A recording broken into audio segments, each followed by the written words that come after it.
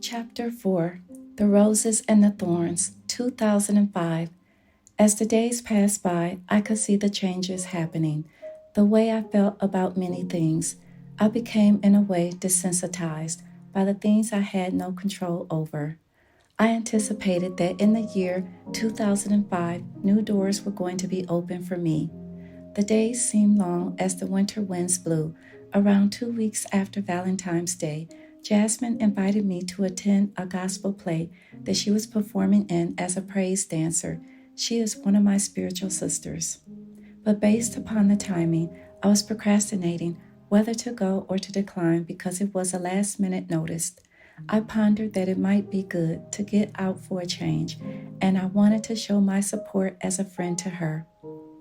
When I found out that the tickets were on sale, I couldn't retrieve the internet website to order my ticket online, but there was another option to purchase the ticket at a restaurant. However, the restaurant was an hour drive from where I lived. Many thoughts entered my mind to cause me to think about the matter more.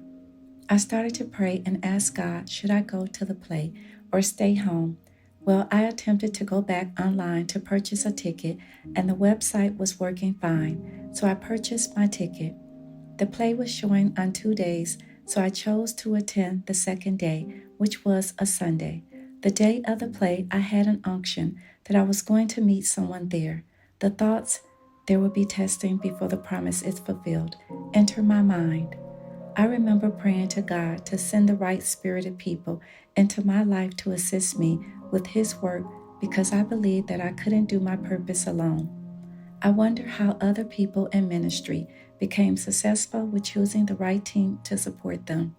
I felt that I lacked in many areas to ever be successful by myself. When I made it to the play, I went into the auditorium hoping to find a good seat so that I wouldn't miss a thing. After the lights were dim, I pulled out 2 cheeseburgers and then I reclined back into my seat. There was a guy sitting behind me making jokes and talking during the play. I did not find his humor funny as he commented on the different characters and scenes. I would pause and shake my head a few times. During the intermission, when the lights came back on, I pulled out my planner to amuse myself. The guy behind me making the jokes drops one of his business cards on top of what I was reading. I picked up the card as I turned around to look at him. He responded that I contact him. I gave him a short smirk, then I turned around in my seat. I knew at that point that he was trying to strike up a conversation with me, but I had my mind on anticipating what the rest of the day would bring. There were people walking out of the auditorium to use the restrooms. I noticed a short silhouette statured woman. I yelled, "Nikki!" And it was her. She was surprised to see me and vice versa. She walked over to greet me and took a seat while we chatted about other things relating to what brought us both there that day. After speaking with her, she informed me who the star of the production was, and I told her that I was there to support Jasmine. As the play resumed, Nikki invited me to sit with her on the other side of the auditorium. I politely gathered my things and hurried to my new seat before Act 2 began. Once the play was over, I exited the auditorium to meet Jasmine. While we were speaking and embracing one another, I was tapped on my right shoulder. There he was, the guy that had made his presence known during the play. I politely smiled as he asked, "What is my name?" And I replied, "Naima." Then he gave me his, Paul. I did not feel at ease during that particular moment. While talking to him, I told him that I was there to support my friend. I was hoping to keep it short. Again, he pulled out his business card and expounded that he is in the entertainment industry and his position was a broker/reseller, among a few other things. I could tell that he wanted to hold a longer conversation with me. I was hoping to meet someone behind the scenes that might be the connection to my breakthrough. However, I didn't expect for him to know that, and I felt that he was attracted to me in a sense. His last words were, "Use the card." I replied, "Sure," as he got the point and walked away. Later that evening, after the play, Jasmine and I went to a nearby restaurant to get something to eat. While sitting there reminiscing about the play and cast, I pulled out Paul's business card and contemplated the words that were engraved on it, fidelity at its finest. I asked Jasmine if she would mind being my assistant if I decided to make contact with Paul, and she agreed. My sole purpose was to have him screened in case I changed my mind about the whole thing. I was conscious of the fact that I could be opening a door that could delay, distract, or entangle me. I pondered on it for a few days, and then I contacted Jasmine and gave her his email address to make contact on my behalf. She made contact via email and informed him that she was my assistant. My inquiry was that I am seeking an editor. If he could be of any assistance in this endeavor, his reply was welcome. Well, he did respond via email stating where he had formerly worked for one of the major news media and that he knew of someone that was an editor in Chicago. Even though he did not have direct contact with the editor, I felt that it was possible that he could be resourceful in my search. I was hopeful about the response and felt that I should probably make contact with him, and that's when Jasmine stepped out of the middle. I made contact via email. I believe Paul was offended as he projected a defensive manner. I understood his stance and why he felt that way because he got the impression that I was playing some game. I apologized and conveyed that I am not on a quest to find a man and maybe I should have been more direct in my approach. I had my guard up because I knew that it takes a lot of work to get involved with someone, and where I was in my life, I wasn't pursuing a man. My desire was to only have dialogue with someone who I could learn from or who could assist me with my mission. I was trying to avoid the extra nonsense and things that could hinder me. Our emails turned into phone calls. We talked on the phone until I felt comfortable enough to meet him for lunch. We met at Ruby Tuesdays in a town midway between where we both lived. Our meeting was in regards to my inquiry and learning more about the editor that he was speaking about, as well as other resourceful information. Seeing Paul in a business suit set a different tone from how he was dressed when I first met him. I could tell that he had an air about himself as he conveyed what kind of business he had. He was a networker, in other words. He has an extensive background in networking, including media and radio. I was sitting on the opposite side of the table while we were eating and observing his body language, hands, and words. I could feel the harshness of the tone in his voice. He had a flare of arrogance and pride going on. I wasn't moved by his adjectives, nor was he what I had anticipated when I was expecting to meet someone at the play. I patiently asked a few questions and disclosed to him that I had written a book and I write inspirational poetry as well. I expounded about being a Christian and this was my calling to share my testimony. I informed him of the fact that I was new to the publishing industry. I could tell that he was listening, but somehow I thought I lost him because he got quiet when I talked about this being my calling. He expounded about business and he gave some scenarios that made me uncomfortable about discussing my book as my calling to people, that is, attorneys, boardroom members, or anyone else in high positions. I was offended because I felt that he was being too strong and forward about his opinion. We were just having lunch over a possible business proposition. By the way our conversation was going, Paul was trying to convince me that I could not enter into a business meeting talking about the Lord with this and that. I could see that we did not see eye to eye while communicating. On a personal note, I had to get him straight about the fact that my faith is what drives me, and God comes first in all that I do. Then I expounded on my mannerism of being professional and knowing how to hold it and when to fold it. I realized that he was not used to dealing with someone like me. I expressed my views and, in a sense, didn't care what he thought. I thought to myself that God gives us the wisdom to believe that we can conquer any situation if we put him in it. While finishing lunch, I stated that I would be in contact if I should decide to go any further. Now I was aware that Paul had not had any publishing experience either, but my way of perceiving this was an opportunity to utilize him to be my liaison to where I wanted to go. As we walked toward the door, it was raining outside. Paul asked me to wait inside the restaurant while he got his car. As he pulled up to the front door, he got out of the car to cover my head with an umbrella. I got in on the passenger side and he escorted me to my car. As I opened my side door to get out, I looked him in the face and thanked him.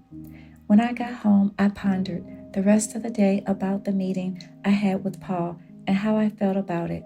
I reflected on my purpose as I feared going forth and contemplated about the road I was traveling.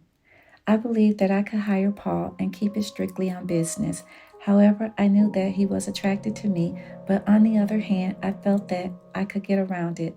I wasn't attracted to him, but I was sizing him up in a small way. During our lunch meeting, he exuded confidence, a charm, and at times during our meeting, his demeanor was pleasant. While falling asleep that evening, I saw a vision of a cloud above my head following me. I saw myself riding in Paul's car, and I heard God's voice say, "Watch me work." I remember waking and reminiscing about the dream. I asked myself, when did I ride in his car? Then suddenly I remembered our lunch at Ruby Tuesdays. I started having thoughts on how to avoid the situation from ever happening again. I was feeling strange about it, but I didn't dwell on it. During the following weeks, we talked on the phone late at night. My part of the conversation was essentially about God and how good He had been in my life, and of course, my book. I was on fire and I had a zeal that was out of this world for Christ. Paul was skeptical in expressing his opinion about God to that extent. He made it clear that I can be intimidating with it. He was trying to get to know me at a normal level aside from my spirituality. It became apparent that I didn't have the balance that I once had with regard to being mindful that everybody does not have a relationship with God. I agreed that it can be intimidating when only one person seems more knowledgeable about a particular subject and that's their primary topic. I understand to have a connection with someone, there needs to be a common ground or some sort of interest so that each party can participate. I did not apologize for burning his ears up about Christ, but I did tone it down. Our conversations were one-sided majority of the time. He talked and I listened and vice versa. There were a few times when I wanted to hang up the phone because I could see that we weren't going nowhere. I believe that at first he was willing to go along with listening to me because it was an opportunity to create dialogue. But some of the things he would talk about bored me out of my mind. And because I could see that he was not at all spiritual, but was church going, nothing seemed to gel. As God increased my gift of discernment, I was able to understand where Paul was in his walk. I believe that the Holy Spirit ordained my words to speak when Paul would call. There were times when I could see that he did not want to hear about how wonderful God was, but in my mind, I pondered, "Oh, taste and see." Paul wanted to get past all the spiritual talk and learn more about me. I really did not know where all this was going. By God allowing me to meet him, for the life in me, I wasn't thrilled about witnessing to him, but I endured the conversations with Galatians chapter 5, verses 22 and 23 in mind. I could tell that Paul was beginning to slow down on calling. He invited me to accompany him to attend the Chicago Black Expo, but I declined. He was stunned that I declined based on the fact that there would be numerous authors there selling their books. I knew quite well where he was coming from because I had been to the expo before. I realized that I needed more time to get the courage to get out there and learn how to network. That was one of my biggest fears as I asked God to strengthen me. I was battling with the vision of me riding in Paul's car and feeling apprehensive about things. Paul called to inform me that he had a gift for me since I declined his offer to attend the event. He also brought back some literature that he thought would be helpful.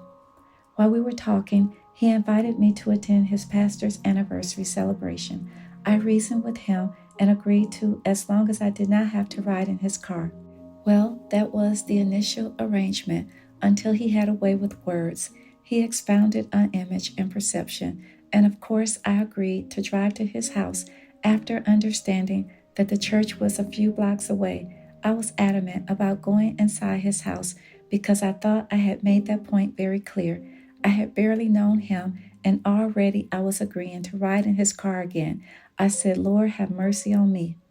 The anniversary dinner was wonderful, and I actually had a nice time.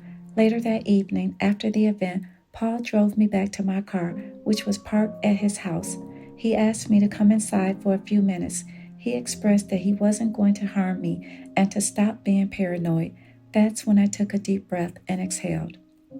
While we were standing inside his kitchen for at least 30 minutes, he got down on his knees and asked me if I would marry him. I replied that I did not even know him and vice versa. I knew at that point that I better start praying and pray real hard. We weren't seeing eye to eye in our conversations. He struck a chord when he said that I talk about my purpose and book, but did I ever think that he was put into my life to prepare me for what I am going to have to face out there in the world? I realized that it was getting late and I needed to be on my way. He offered to drive me to the main highway because I was out in the boondocks. We pulled over into a busy gas station where there was a McDonald's. He got out his Mercedes and knelt on one knee as he displayed a grin and smirk. He was wearing a nice suit, and there was something fascinating at that moment that grabbed my attention. The aroma of his cologne and his energy captivated me. I decided to pull over and park beside him so we could finish talking. He got inside my car and we sat there for approximately 2 hours talking. He was using his gift of gab and I was saying, "Thus says the Lord." He was thinking and walking carnally and I was walking in the Spirit. I left him with these words, "If you want to be with me, I am walking with Jesus." I stated that there is no other way I am going to live. I am saved and I have purpose. He replied that he is all right with that and he believes in God too. Suddenly, I had a flashback and images of my past surfaced. When I was cussing, partying, acting like I was the stuff, where would I truly be without knowing Jesus? He was revealing every bit of that image and I wasn't trying to backslide, not at all. I sat there feeling overwhelmed about how much work it was going to take to convert his soul. I knew that I was still a work in progress, but I could see some growth in my life as I observed Paul's walk. I believed that Paul was fascinated by my beauty and the fact that I complimented him that evening. The more I saw Paul, my flesh was rising and my spirit was battling. I wanted to do the right thing and stay in the Spirit. He was wearing me down with his carnal talk, and I wanted to stop seeing him because we disagreed more than we agreed on things. Our conversations at night became predictable. He always had a smart response about stuff, and when I would get turned off, he would apologize. He would interject, "I am trying to get closer to you, not lose you." But it became quite obvious that he didn't know how to communicate with me. I just believed that we were both night and day because we did not click, but we did have something that the other needed. He needed to learn humility, forgiveness, and to believe that it is okay to serve God with his gifts and talents. And I needed the strength and confidence that he exhibited in public speaking as well as networking. Aside from that, we just weren't on the same page. We did find one thing that was enjoyable, and that was jazz. We attended several jazz concerts, and our outings became more exciting when we spent time together. I prayed about everything, but I couldn't see how things were aligning with my prayers because Paul seemed so negative at times. I had no patience. I believed that this was a test for me, and I was not prepared or aware of it at first. I did not understand how to combat it, but as time went on, God slowly revealed certain things to me. Paul had a terrible habit of cussing, which grieved my spirit. If there is anything that I was not going to deal with, I would address it. We would start arguing, and I would try to reason with him about how negative and unattractive it was. He had a word majority of the time as to why he was doing what he was doing. It was so draining when fighting with him on a consistent basis that I said, "Lord, have mercy on my soul." I was not feeling this at all, and I wanted to easily slip away. He was very crafty with words and manipulative. His main argument was trying to convince me to marry him. I would respond that, "I know that God put you into my life for a reason, but I was uncertain at times of what it was as I struggled with knowing him. After concluding that Paul was going to be a work in progress, I started eating more. His flirtatious spirit and loose lips were his downfall. I don't easily get jealous, but I'm human, and I demand respect. I realize that everyone's morals and values are not the same, nor can you buy or give someone morals and values. Paul came across as a big flirt when he would meet and interact with most females. Sometimes he would take it too far. When he greeted women, he would speak and be polite, but depending on whether they were wearing 4-inch heels or tight clothing, as they replied back a simple hello or how are you doing today, he would reply, not as good as you're looking. Also, he would look the female up and down and exhibit facial gestures that could imply other things. I was appalled by the comments because it was disrespectful. I was extremely irked and my patience was wearing thin. He didn't quite understand why he wasn't winning me over to fall in love with him. It was that type of behavior that completely indicated that he was not the marrying kind. It began to overshadow the positive attributes that I admired about him.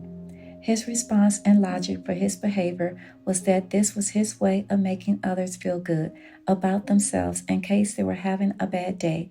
On the other hand, I tried to reason with it by letting him know that it can also be perceived as another way of flirting.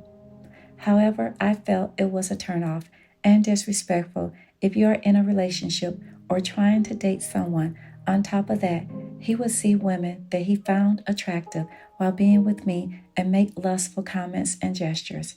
I could see that he lacked self control when it came down to knowing how to behave and what mannerism to exhibit. I could see why he was still single.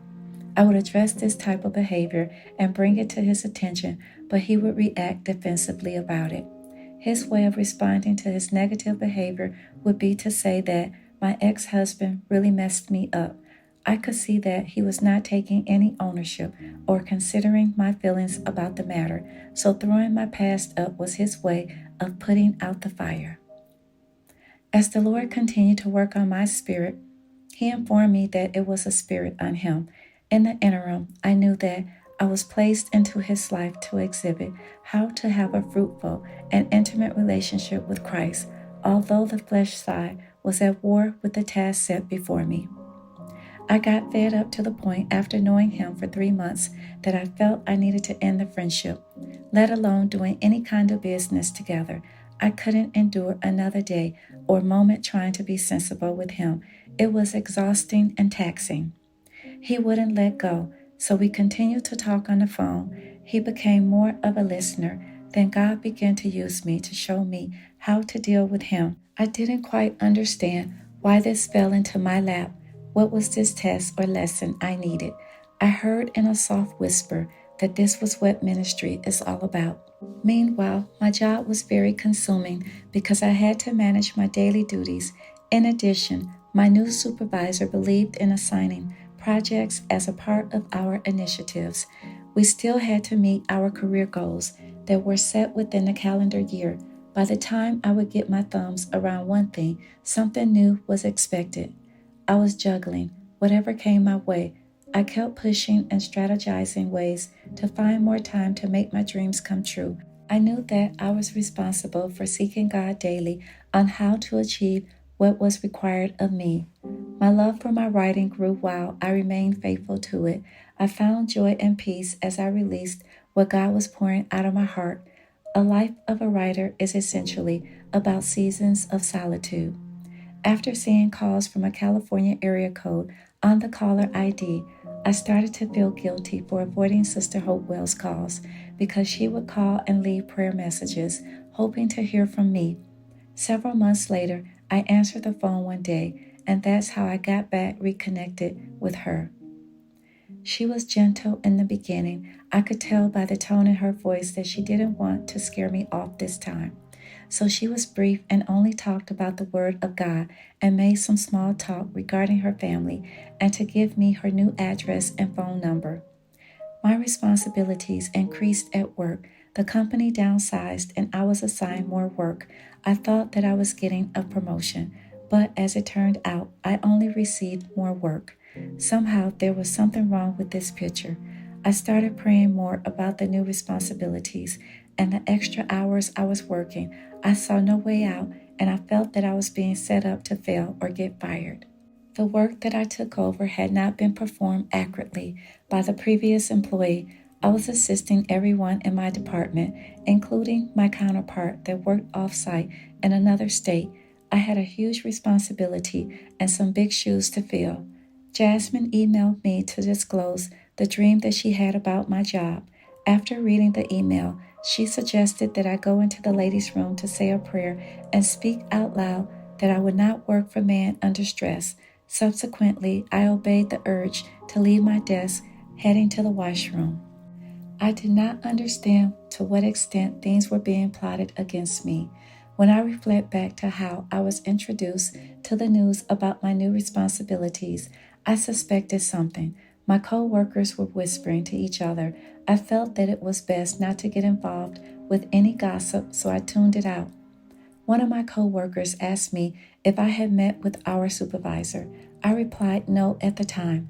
The supervisor arranged a conference call from Disney World while on vacation with his family. The call was short and straight and to the point. My coworker and I were impacted by the downsides of taking over another department's work. My response was calm. I already knew that something was coming down the pipe. I was irritated as I made several trips to the first floor to pack the new work that I was now responsible for managing. I remember an acquaintance staring at me while I was placing the boxes on a cart. He was observing me to see what he could detect in my face. The closer I came in contact with him, he said he hated to be me. I didn't know how to respond to him, but that I can only do so much in a day, and tomorrow is not promised. It didn't stop there. I was delegated another project to complete within 30 days. I looked at the deadline and factored the overtime and the commitment that I needed to put into accomplishing the task. While I became aware that I was being bombarded, I remained quiet as much as possible. In those moments, I would pray silently at my desk. I believed that God was in control, and no matter how much the storm was raging, He would get the glory. I meditated on His promises and reassured myself through the Word of God that I was a child of the King. The work was piling high in my in basket, but I kept an optimistic attitude. I had stacks and piles of work on my desk in a corner. I didn't know it at the time, but I was in Egypt working like a Hebrew slave. One day, while opening the departmental mail, I noticed an envelope. It was addressed to me. As it appeared, I presumed that it was a card. As I opened the envelope, there was a card enclosed with $500. My heart fluttered as I paused to read the words. While I stood there, I remember having a recent dream about Shelley. When I woke from the dream, I pondered about our last conversation and how it had been 8 long months since the last time we spoke, September 2004. I could tell that the card was carefully handpicked because it spoke to my soul. The words were deposited inside my heart. It propelled me to reach out to break my silence and hopefully to restore the friendship. I sent a letter to confirm receipt of the card and enclosed some of my inspirational bookmarks. But sometimes we can miss the window of opportunity, or should I say, it was too late to restore a misunderstanding that grew as wide as the ocean. As of today, our friendship has not been restored. Sometimes it is hard to mend a broken bridge, but it's never too late to set things right if you fear God. Since I have matured, it is not always best to go back to the way things used to be, even after amends have been made. The weather was nice as the warm summer breeze gave me butterflies. Jacob had just finished school. The timing was perfect on the days that I decided to stay after work to work on the 30-day project. The harder I worked, the more I felt as though I was being stretched and forced to quit or speak out. One morning, I remember waking, asking God, when will I get some rest? My co-worker at the off-site office split the 30-day project in half. The work was actually my co-worker's work. Since my performance was high and my ability to organize was one of my strongest attributes, I was delegated more than I could put out. I completed my task within 2 weeks because I wanted to get it behind me. I was getting pressured about managing my co-workers' progress. I could see the politics that was being played while my plate was piling high. The stress got so bad that I went to the doctor because I would lie awake at night for a few hours before falling asleep and again finding myself experiencing difficulty breathing. During this time, the only thing that gave me some consolation was contemplating my first exhibit with my inspirations. Paul convinced me to stay, committed to doing the exhibit. I was unsure if I was really ready to embark upon launching that door. We got together one Sunday after church. As we were talking about my exhibit, Paul decided to give me some one-on-one and calculating costs and pricing for my products. I vividly remember the whole process and how impatient he was. I was frustrated about taking notes and going into a classroom session with him. He was not exemplifying patience, therefore, my attitude did stink. He obviously knew what he was doing. I admired that about him. I believed that he knew it, and that's why he gave me such a hard time. I wasn't intimidated by it, and I wasn't going to quit. In the beginning, I drafted a contract to do business with Paul legally. I briefly shared some of my concerns confidentially with another confidant. I was uncertain about his business and personal ethics concerning integrity.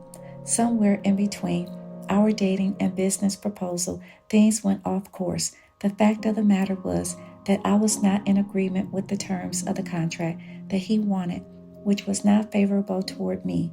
Therefore, I decided to postpone the agreement. We encountered huge problems as we mixed business with pleasure. He was schooled and experienced about the two. On the other hand, he used his business knowledge as leverage in getting what he wanted from me. I felt it would be in my best interest to wait on signing the contract, but he was adamant about having a contract in place. I mean, at times things got heated. I completely understood that he wanted to be paid, and I agreed to pay, but that was not the issue that I had. I was concerned whether I should enter into a contract because it did not seem to be the right thing at the time. As time went on, I believed that the best way to build confidence in doing business with Paul was through projects. Therefore, I agreed to pay him a percentage based on what we both agreed. I approached the situation in a professional manner, but I wavered. The more time I spent with Paul trying to separate the personal stuff, the more the lines were blurred. I was not strong enough to let my yes be yes and my no be no. Therefore, I digressed. I got on a roller coaster without paying the fare. On the days that appeared sunny and bright, I was amused by the attractions and perks. Somewhere I lost focus in understanding that no one rides for free. Where in the world can anyone enter the amusement park risk-free? And there's no disclaimer. As time went on, I slowly put some distance between us, talking about business. He made it very uncomfortable for me to come to him with an interest, to inquire about basic things. I learned more by watching how he interacted when we were together at formal and non-formal functions. The thing about this amusement ride, I did not know how long it would be before I could get off it and the price I would have to pay. I wanted Paul to teach me what I fret learning on my own, how to network, getting acquainted with various business contacts, to build connections that could support or give me useful and resourceful information. But that was not happening because the more I kept coming back to him signified that I needed him. I prayed and wanted God to show me what it was that I needed to learn from this test. As I reflect back on the days, I placed too much emphasis on how having someone in my life to hold my hand, I did not have enough courage or confidence to believe in myself completely. Since I was already entangled with Paul, I began to minister to him about the calling that God had on his life. He was called to preach and he believed it to some degree. He shared with me that his grandmother predicted that he would be a lawyer or a preacher because he had too much mouth. As I learned to move myself out of the way, we got along. I was no longer expecting him to give me something that he did not have to give, that is, compassion and patience. One night during a dream, God revealed to me to write a memo on the things that I was experiencing at work. I was battling with going through with it, but I did write down the recent things that were happening at the office and how I was feeling mentally. My body started tingling as I had flashbacks about one of my former employers. I was faced with discrimination and I replied, Lord, not that again. I was dreading the thought and wanted to think that all that was behind me. I wasn't sure when I needed to address the memo, so I sat on it for a weekend. In another dream over the weekend, God showed me another vision with regard to the matter going on at work and the possible outcome. I remembered waking and suddenly recalling the dream. I was startled as I felt humility. I knew instantly that I better start praying harder. On Monday morning, as soon as I got into the office, I submitted the memo to Human Resources. I was reluctant and fearful of opening that door. I was feeling overwhelmed and I couldn't get my mind together to be absolutely sure that I was doing the right thing. I followed my doctor's advice and obeyed God. I sent an email with the written statement of my grievances attached to HR to arrange a meeting. I met with the supervisor and human resources to discuss my issues and concerns. As I referenced the memo to address the changes and the workload, my supervisor and HR attacked me. When I was given the chance to speak, I politely stated that I understand the way things are going. Therefore, I have nothing more to say.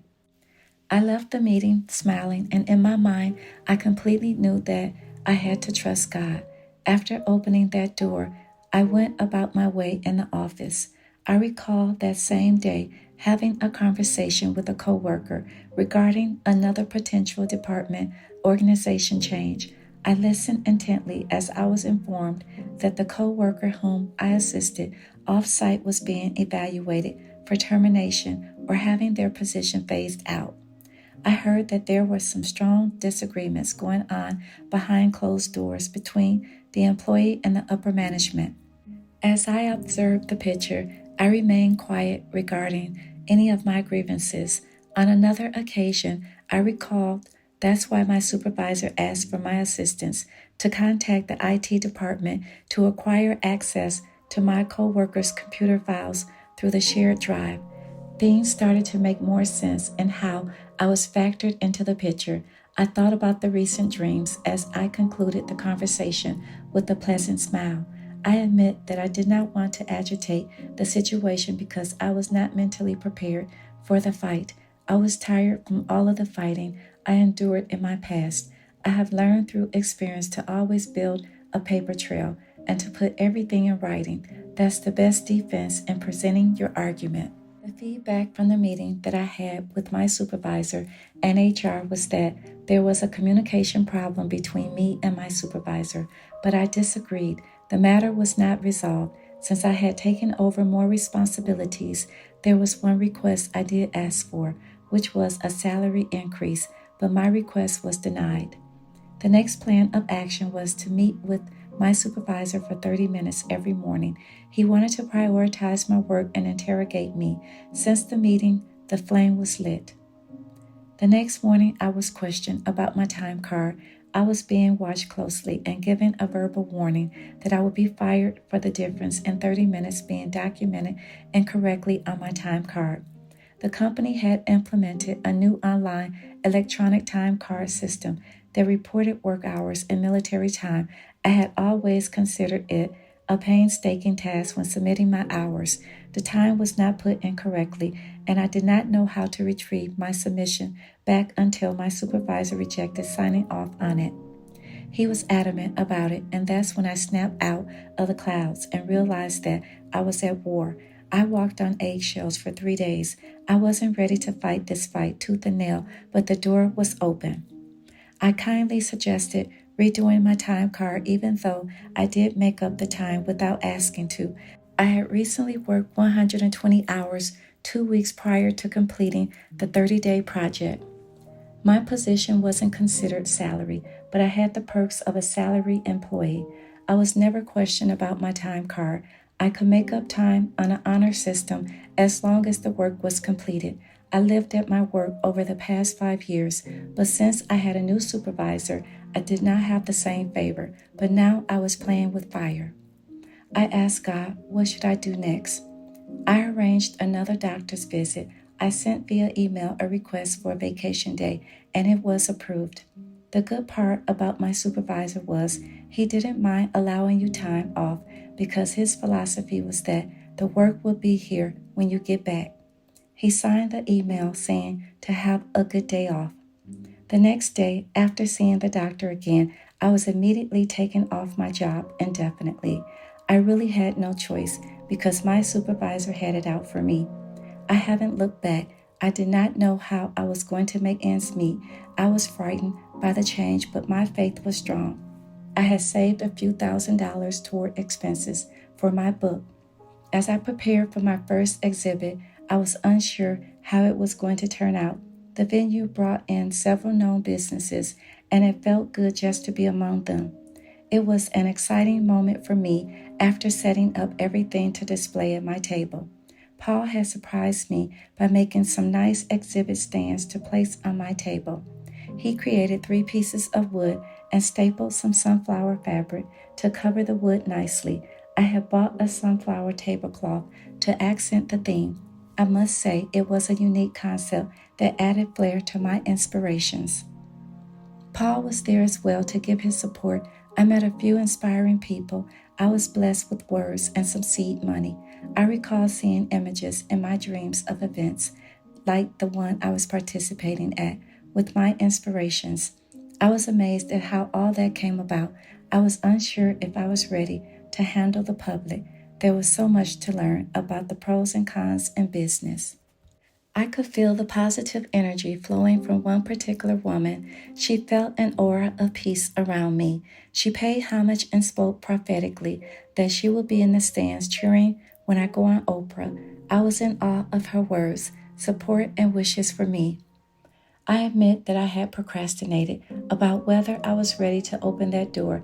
As an act of faith, I was well on my way. I did not understand that I was actually starting a business.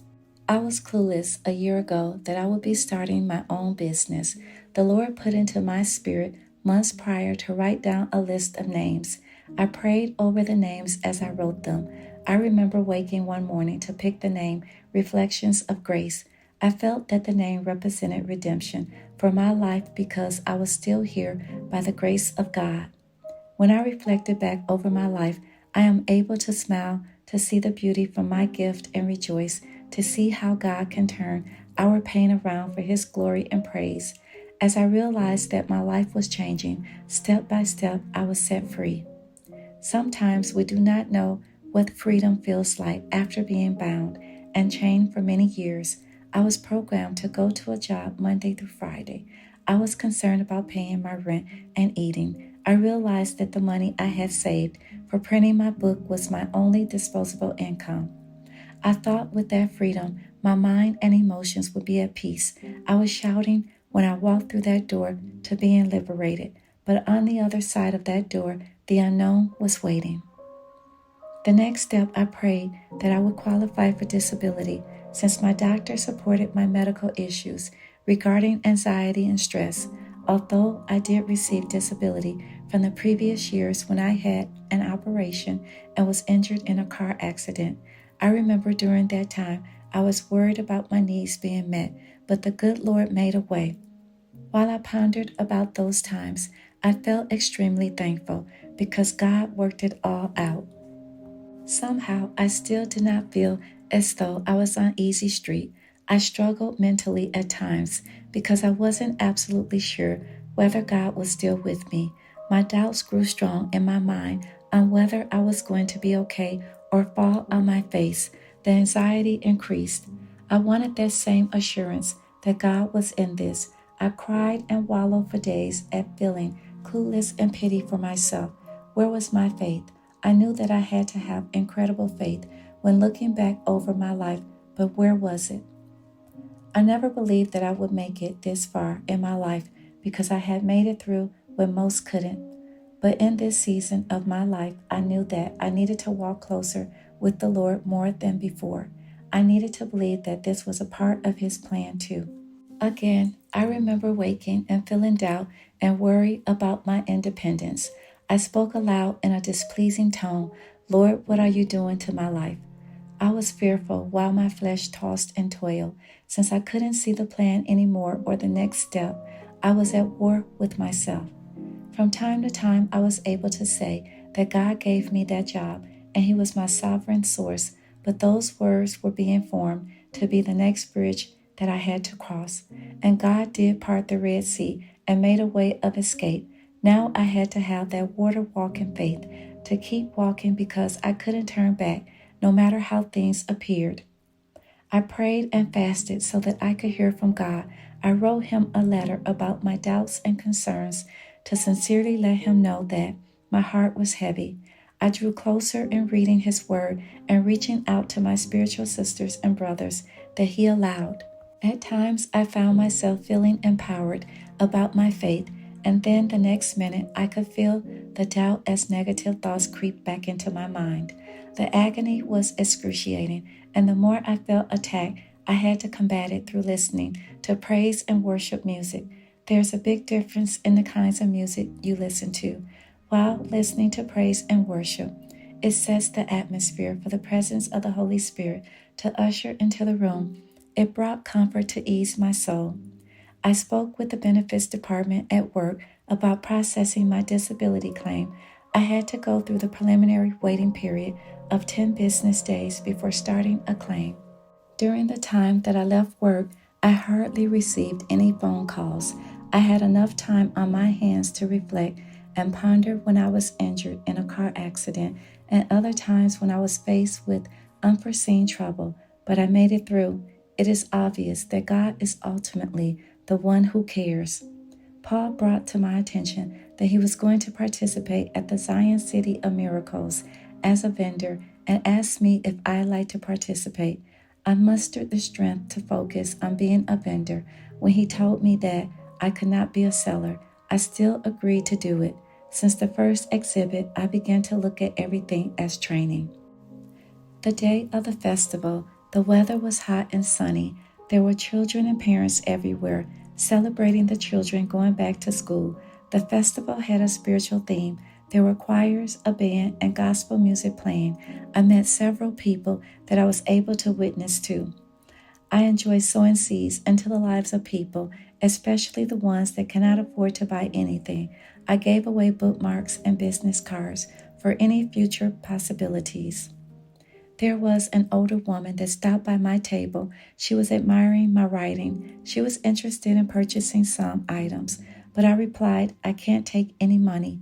Then she responded, maybe I can get you to come to my church to speak to the women. I politely replied, I do not speak in front of people, nor do I have any experience. She paused and spoke, well, who wrote these inspirations? I replied, God gave me the gift. Her response was, well, you can do Our Ladies Retreat next year. My eyes got big as I smiled to say, I'll pray about it. I enjoyed seeing some old acquaintances and meeting new faces. The day was fruitful, and I was happy that I was able to absorb the festivities and hopefully be a blessing. I pray to always be a blessing to others because I'm inspired when I'm touched by others too. There is something special happening when strangers are connected together through a surge of positive energy.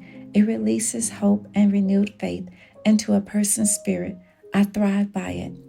My source is God, and I often ponder how He gave me a gift to feed and draw people. As I discover how things are unfolding on my journey, I have to tell myself that it's not about me. I am a vessel that God chose to do His work. I have to rebuke my mind when I become afraid or feel apprehensive about my flaws. A few days later, I received a phone call from CareMed, the disability company, stating that my claim needed to go through workman's comp before CareMed can process my claim, and depending on workman's comp's decision, if I'm denied, I would need to show the letter as proof to CareMed.